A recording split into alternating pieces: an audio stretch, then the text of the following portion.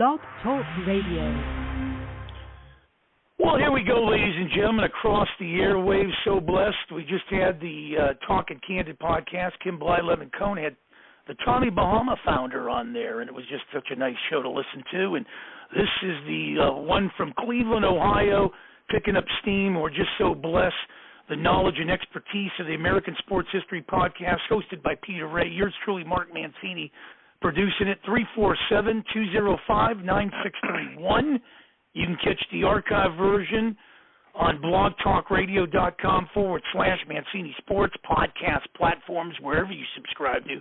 Powered now by Mancini Media. And boy, Peter, as I lay the red carpet down, I put the podium in its place and hand off the mic.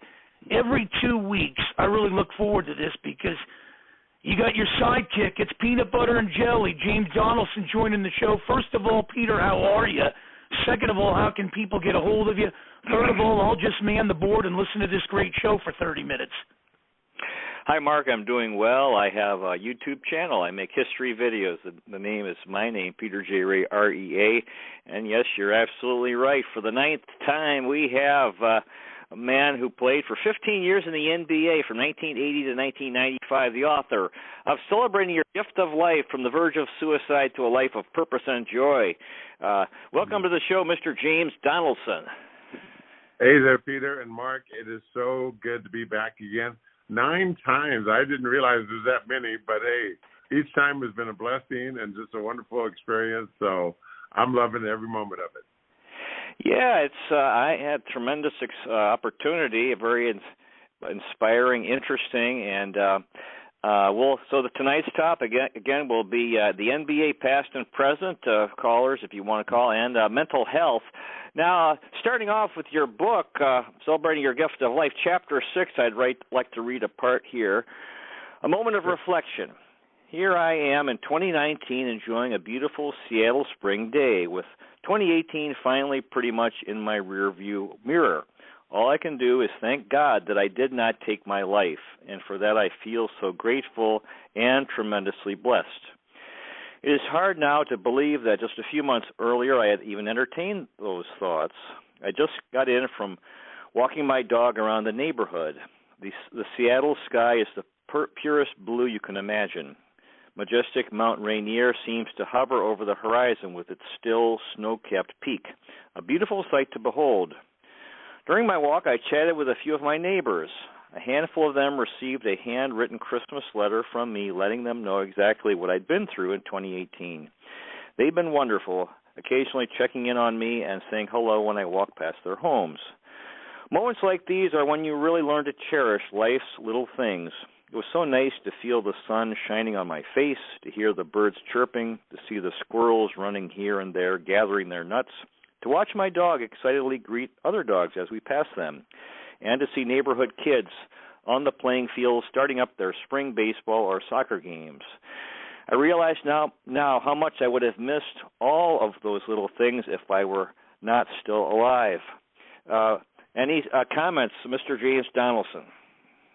Well, I mean, that just really frames everything that I try to talk to people about as they're going through these mental health challenges and all, and they see no hope, no tomorrow, nothing but darkness. And I've been through all of that. Matter of fact, I had a conversation today with a man that I'm working with, counseling and coaching, trying to help him through this very, very dark period in his life. And he's right there where I was, just no hope. Nobody cares about him. He doesn't think he amounts to anything. Life is not worth living. And I had all those same thoughts. And I just said, hey, I'm going to keep on plugging away, keep on hanging in there until one day I know that, the sun will come back out, that darkness will go away, and to live and to experience those kind of days I describe in my book. The fresh air, the mountains, the snow caps, the birds, the cats, the dogs, everything, the children playing. I would have missed all of that if I would have taken my life. And I thank God every single day that I'm still here and he brought me through. Edwin from Peabody, Massachusetts says he loves this great show.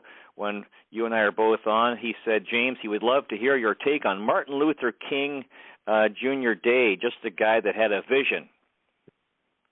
Hey, I've been a student of Martin Luther King Jr. for 30, 40 years, and I've heard and listened to just about all of his sermons. I read his books and still read them. I still recite and send out things on social media, different quotations of his. He was all about love, just loving each other and judging each other based on our content of our character and not the color of our skin. Unfortunately, society is getting away from that. Martin Luther King is becoming yesteryear, unfortunately, except for a great holiday that we have that just had on Monday, yesterday. People tend to forget what he stood for, what he meant. No, he wasn't perfect. He was a man just like all the rest of us are, doing the best he could to bring about love, peace, and harmony among everyone, just giving everyone an equal opportunity, everyone the opportunity to flourish in this great country of ours. And we've come a long way, as Martin Luther King used to say. We've come a long way, but we still have a long way to go. But doggone it, we're going to keep on working at it and get there eventually to that promised land. That's the wonderful thing about history, is it's always there. And if anyone, Martin Luther King or anyone, is neglected or forgotten, they're always there to remember. So that's why I love history so much. Back to your book. I was inspired to name my foundation Your Gift of Life after a song of the same name by Teddy Pendergrass. In the song's lyrics, he says how much he likes the sunshine, likes cloudy days, likes the rain, likes the snow, likes to hear the wind blow. Those words are so poignant for me because that's exactly how I now feel. It's amazing to think within the last year I was in such a dark place that I felt nobody loved me and nobody would miss me. I have plenty of things to look forward to now, including the opportunity to raise mental health awareness and help prevent suicides. Through this book, I hope if you or someone you know is going through this deep, dark valley with seemingly no way out, I can provide some tools to help. I can say firsthand that it's well worth hanging in there to see the daylight again. Ending my life would have been without a doubt the stupidest decision I ever made. All I can say over and over again is I'm so glad I'm here to enjoy all these wonderful blessings. I'm still striving to put my life back together. Working on behalf of my foundation has become one of my main focuses. I've also decided to run for Seattle City Council. I'm also coping with some loneliness. While a lot of great friends have helped me through my dark times, no one has been intimate with me, lying beside me to give me physical and emotional comfort. I miss all of that, and I am looking to restore that part of my life. I would love to get married again, this time to someone who genuinely loves me as I will genuinely love her, so we can make our life together for the rest of our journey. But I've learned there are a lot of things we cannot control, and personal relationship choices, even ones that can change our lives drastically, are among the things we cannot control. However, we have to trust and believe the best about people. Otherwise, we go around feeling paranoid, skeptical, and jaded, which keeps us from enjoying life and living it to the fullest. I can't wait to get back to living my life that way again. Yes. That is so right on, Peter. And, I have to tell everyone, and this is what I counsel I'm counseling 3 men right now who had a very difficult time with these past holidays, all 3 of them at the verge of taking their lives, and letting me know about it and talking to them. I let them know that this is a marathon. This is not anything you can just turn a switch on and everything will be better tomorrow. The fellow I talked to today, he said all of a sudden he turned his life over to Christ. He's been on his knees all weekend. He's been praying. He's been begging God to help him. And he woke up the next day and nothing changed. A matter of fact, he thought things got worse. And I said, well, it's not like it's just going to flip a switch and everything is going to be better. You've got to take those baby steps to keep on plugging away little by little every day. You'll eventually get there. It's the old proverb of, how do you begin 1,000 miles? With the very first step. And you've got to take that first step of getting help, getting people around you. And my life hasn't come all back together yet. I still don't have a significant other in my life, personal, physical, intimate relationships.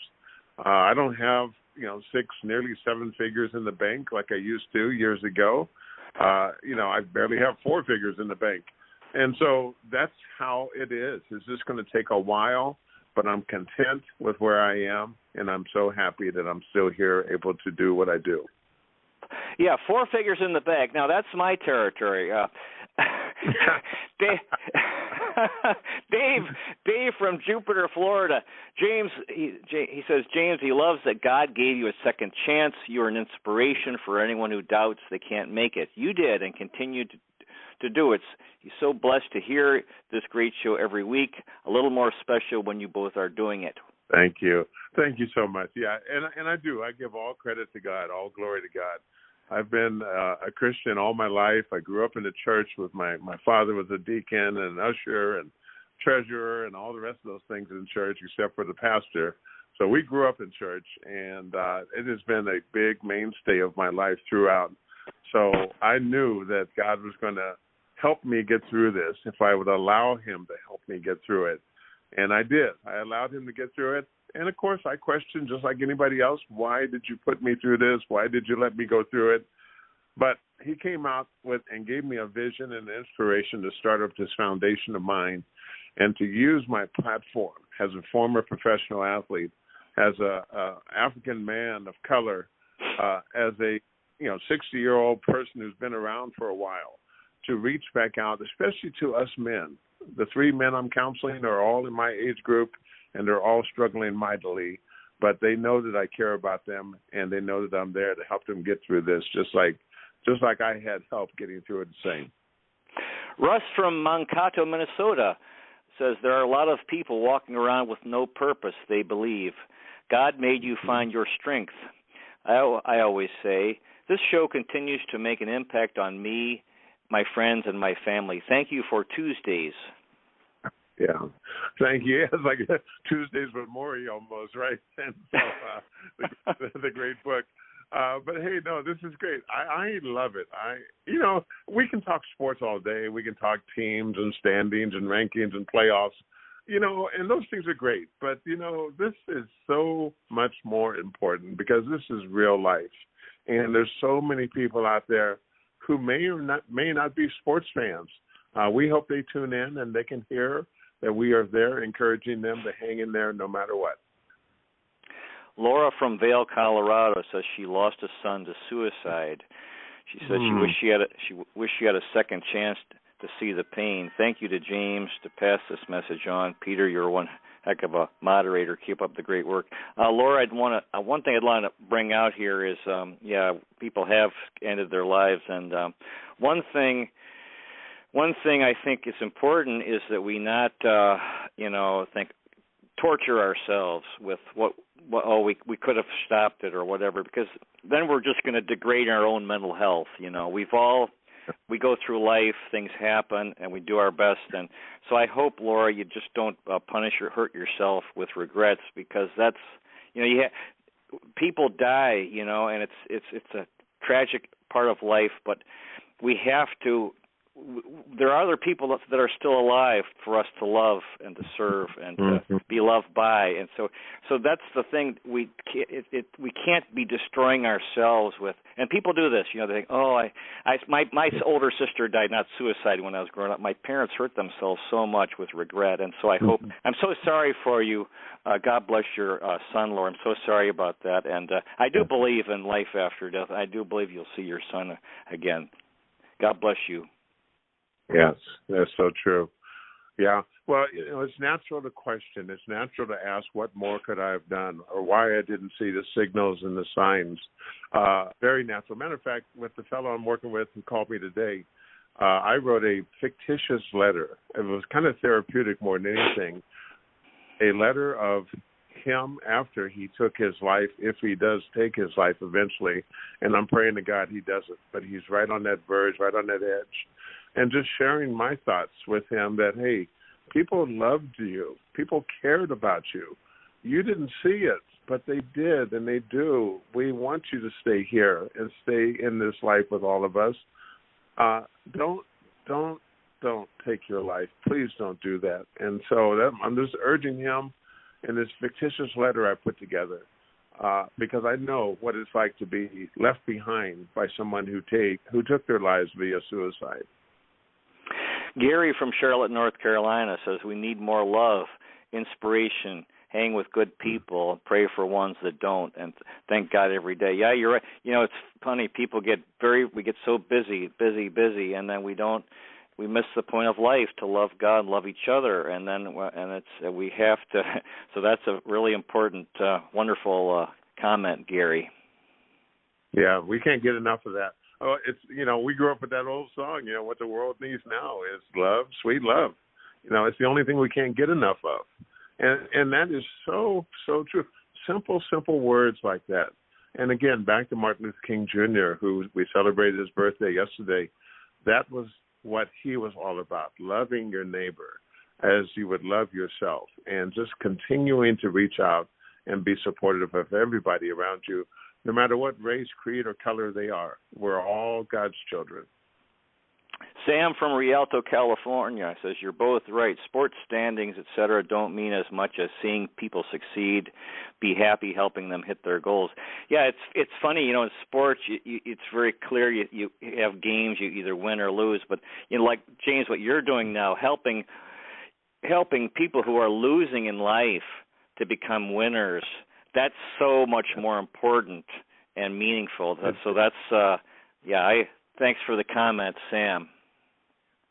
Yeah, exactly right. I mean, I went through all of this not so long ago, 2018, 12 months of the darkest time of my life, and it wasn't that long ago. So, and I lost everything that a person could possibly lose other than their life. I lost my health. I lost my wealth. I lost my wife. I lost my mother. I lost my home. I lost my savings. I lost my business. I lost everything and had to restart over again. And so you can do it. We can do it. And I'm so glad. I keep telling people over and over, I am so glad that, one, I went through all of that because now I know. And also I can help others who are going through a very similar thing. But it's the toughest thing you'll ever want to go through. You don't want to wish it on your worst enemy. But if you're going through those kind of things, just keep hanging in there. And matter of fact, Peter, we're going to work on getting the word out that I want to set up a phone line for people to just call me if they need to talk to somebody who's been through this. And I'm not a licensed professional or anything, but I'd be willing to talk to anybody for 15, 20, 30 minutes and just talk to them and give them that comfort that they need. Doug from Branson, Missouri. God and the St. Louis Cardinals, and listening to you both. Yeah, God exists. We are loved, and that's the great reality. And so everything's going to be okay. Yes. Janice from Clearwater, Florida. James, did you ever feel like Job, the story of Job in the Bible, who lost everything? I did. I tell people that I felt just like Job, sitting on that dung heap, and all my friends, all of my possessions, all of my family, and all my worldly goods were just gone, swept away in a windstorm, just like Job did. But Job came through all that. He had some friends who, told him to chastise God and to be angry with God. But he had other friends who told him to hang in there, and he realized God's love would bless him many, many times over, which is God is doing with me. I mean, not with the money and material things quite, and that's totally fine. I'm content with what I have. But he blesses me every single day, as we talked about, feeling that sunshine on my face. What a blessing. The children playing, what a blessing. Just being able to walk out in the neighborhood with neighbors saying hello. What a blessing.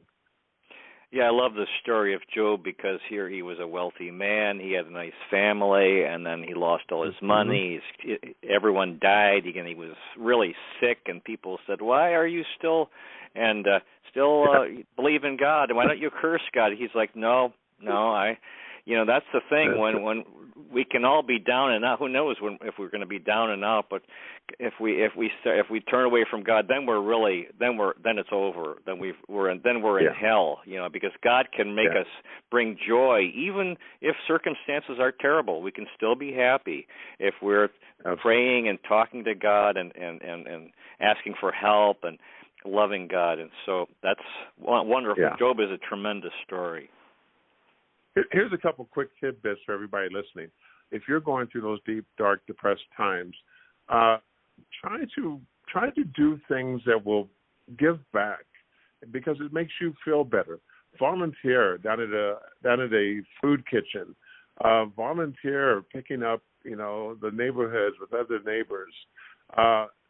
Just get involved with those kind of things, and you'll realize just how blessed you are.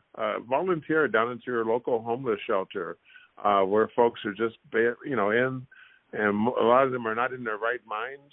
You'll realize how truly blessed you are. Even though you don't have much anymore, get out there and volunteer and help, and that will just give you a sense of purpose for one thing, and then you build on it from there. I started working about a year and a half ago as an elderly caregiver, and it's low-paying job, but it's really helped me so much because I'm dealing with people who are bedridden or they can't walk, and they're really bad.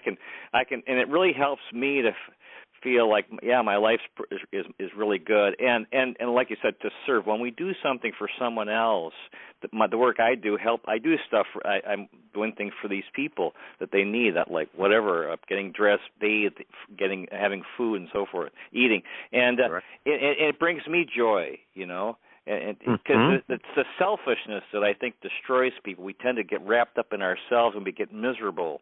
And so, like you said, if you do something for someone else, I strongly believe in that for sure. And that doesn't take any big effort. It doesn't take any money to volunteer, to give back. Just go do it. You have your good health. You can stand on 2 feet. You can go and hand out meals at a local soup kitchen. All kind of things that will make you feel so much better from what you're going through. There was a comment from Marianne Castellio. Surround yourself with people that reflect who you want to be and how you want to feel. Energies are contagious. So that's good to look for people that are if you can find them, but they're out there. Good, they are. positive they are. People with a good attitude. And Peter, as you know, I went back to my old coaches, my old basketball coach at Washington State University, George Raveling, my first NBA coach, Lenny Wilkins. Both of these guys are in their mid-80s now, but they knew me 40 years ago when I was just starting out my career. They saw me coming out of high school. They saw me coming out of the university. They coached me for many years, and they coached me in life, much beyond basketball. They coached me in life things for years and years afterwards. And those were the two guys I really reached out to, and I told them, I said, Coach, I need you. I need help. I'm in a bad place, and I just need you to be with me. And they both were right there with me throughout. Back to your book, Celebrating Your Gift of Life. My health is better, but I will never again be what I was physically. Until I was about 56, I was jogging 3 or 4 days a week, 3 to 4 miles at a time. I did it with ease with my running partner, rain or shine. Now I get winded just walking a couple of blocks down the street with my dog. I have to accept the reality that my body has gone through some tremendous stress and damage. Still, what a blessing it is to be alive. When my cardiologist was asked, he said James should have died that day. Those words continue to remind me how close I came to losing my life. Even during those early days after surgery, I felt myself hovering between life and death in an otherworldly way I will never forget. My words of encouragement to everyone reading this book are, no matter how hard things get, keep hanging in there. I guarantee at some point the darkness will lift, and there will be daylight ahead. Your sense of hope will be restored, and you too will realize how tremendously blessed you are. Please continue to reach out to each other for support, encouragement, and a shoulder to lean on. We need to do that for each other. I particularly want men to learn to open up and talk about more than last night's game. We can do it. I've learned to do it, and I feel really comfortable doing it with everybody now. Just sitting down with people, sharing my story, and more importantly, listening to their stories can make all the difference in someone's life. Yeah, so true, yeah. I mean, that's the one guarantee I can make everybody listening. If you hang in there, things will get better. And it may take a few months, it may take a few years, unfortunately, but keep getting the help you need, medical professional help, a small group of intimate friends, and make sure you have the resources you need to get through that. It won't come back overnight. It just doesn't. It took you a while to accumulate all you have, and it will take you a while to reaccumulate everything that you used to have. But be patient with yourself, and don't be too hard on yourself. If you need a day off, a mental health day, just to go and sit on a park bench and stare out into the sunshine, that's totally fine. People will understand if you let them know what you're going through. Now, some of the NBA top 50 players of all time that you've played with, continuing with that, Elvin Hayes. Yes, the Big E. Oh, one of my favorite players. He was so smooth. To be a big guy like that, I watched Elvin and Lou Alcindor and Kareem Abdul-Jabbar back at the Houston-UCLA game. That's when I first started getting interested in basketball, when they were both in college, and I just started getting interested in basketball. Elvin was a great player, Hall of Famer for sure. His name came up last week, matter of fact. I guess he's about 77, 78 years old. He's getting to be in poor health, and that's really too bad. But what a great man, a great player, basketball player, who contributed so much to the game. He'll never, ever be forgotten. Magic Johnson. Oh, wow, one of a kind. You think of point guards like a John Stockton or an Isaiah Thomas. You don't think of a Magic Johnson, but Magic was the point guard back in the day in the 80s and 90s, coming at you at breakneck speed, 6'9", who could dunk it on you if you weren't careful. And he was so big. I mean, those knees are coming up at you. The small guards couldn't take the ball away from him. He handled it so well. He passed it so well. I say Magic Johnson is my all-time favorite point guard, and probably the GOAT of all the point guards who played in the NBA over the years. He is really one of the best. Yeah, and that positive, that spirit, which was so joyful and wonderful, just a tremendous, talk about a positive person. And, when LeBron James left Cleveland the second time, here he had the attraction of being a part of the Lakers tradition. But then when he met with Magic Johnson, how could anyone say no to Magic Johnson and not want to be with a guy like that? That's right. Well, you remember Magic's first game as a rookie where Kareem Abdul-Jabbar hit a skyhook to win the game. Magic ran up to him, hugged him, jumped all over him, tried to lift him off the floor. And Kareem, so unexpression, he's just trying to get Magic to calm down. He won't break into a smile. He won't get too excited. And he reminds Magic, he says, hey, we've got 81 more of these games, But he even brought a life to Kareem Abdul-Jabbar throughout the latter part of Kareem's career. Kareem was all of a sudden fist pumping. He's getting more animated out there. He's playing with youthful enthusiasm. Magic Johnson brought that about. We have 2 minutes left. Time has been flying. Do you have any final words for our audience, Mr. James Donaldson? Well, I just really enjoy spending time talking with you, Peter, sharing our message to everybody out there who might be going through a difficult time to just keep hanging in there no matter what. I mean, life is not easy, and getting old. I mean, I'm 64 now, and people who are 84 tell me getting old is not for sissies. You start getting the aches and pains, you start getting the health issues, and those things are just going to come by with life. It's our life journey. But no matter what, cherish each and every single day. I shared a little thing with a friend yesterday. I said, yesterday is a memory. Tomorrow is a mystery. But today is a present. It's a gift called present. And this present, this day today, we have to just open it and relish in it and enjoy it and cherish it. And don't discount it. Just so many people waste so much time of their lives needlessly, letting the days fly by. can't wait for Friday every single week. You can't wait for Friday, and all of a sudden the weekend is gone in a blink of the eye. You're back to work on Monday. You can't wait for Friday. Decades go by doing that kind of thing.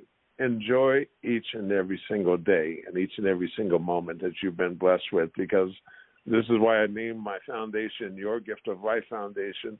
Life is truly a gift, and it's the most precious gift you're ever going to have. So please take care of it. It's been really, really wonderful, inspiring having you on again, Mr. James Donaldson, NBA player from 1980 to 1995, author of the book Celebrating Your Gift of Life, From the Verge of Suicide to a Life of Purpose and Joy. After the show, we'll try to lock in 2 weeks from tonight. I believe that's March 1st. And next week, we're going to have Bruce Kessinger on again, a San Francisco sports guy. We'll be focusing on MLB, NFL, and NBA from 1960 to 1990. Dear listener, may the road rise to meet you. May the wind be at your back. May the sun shine warm upon your face and rains fall soft upon your fields. And until we meet again, may God hold you in the palm of his hand. Good night, everybody. Thanks again, Mr. James Donaldson. Good night. Be blessed, everyone. Good night. God bless us all.